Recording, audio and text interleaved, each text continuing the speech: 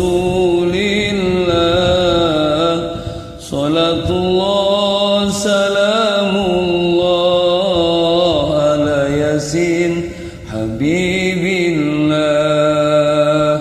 Umat Islam akhir zaman seueur anu kasasaran, ucap lampah patekadan seueur pisan pamusrikan. Musyrik kufur pamurtadan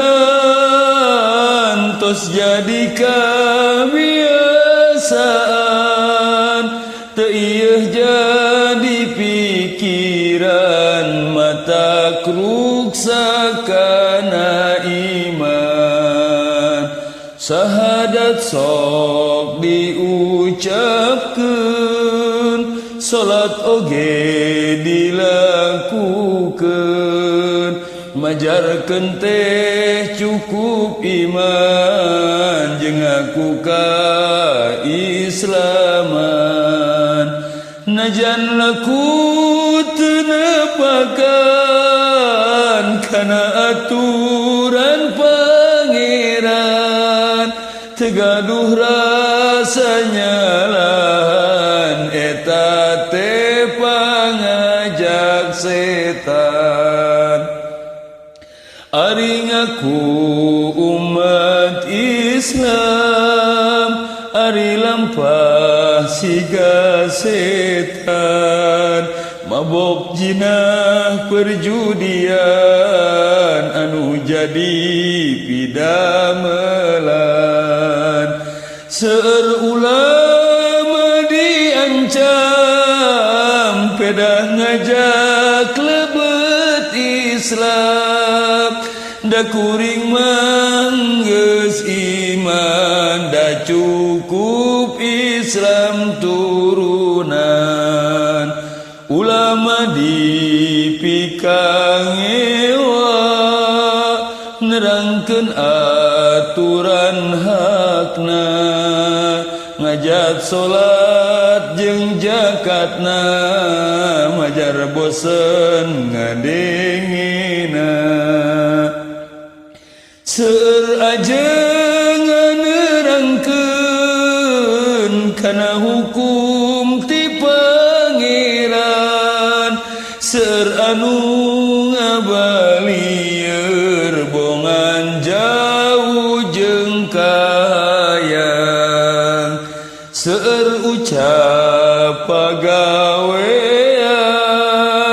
teu sesuai jeung aturan, jiga hade sareng iman padahal mah kasasaran.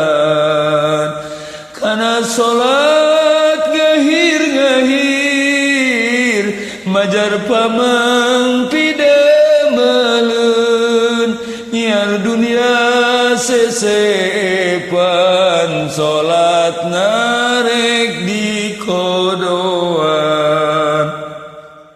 Seueur parentah pangeran anu kedah dilakonan, kalakah seueur alasan majar teh karerepotan.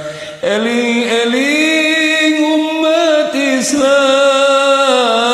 sing eling kana aturan, parentah Allah lakonan, parentah setan singkan. Mun hirup hoyong salamet, iman urang masing kuat, parentah Allah sing taat, sanajan karaosna berat. Al-Quran tong dijauhan, hadis ulah disisihkeun, ayatna jadi bacaan, maknana gerak.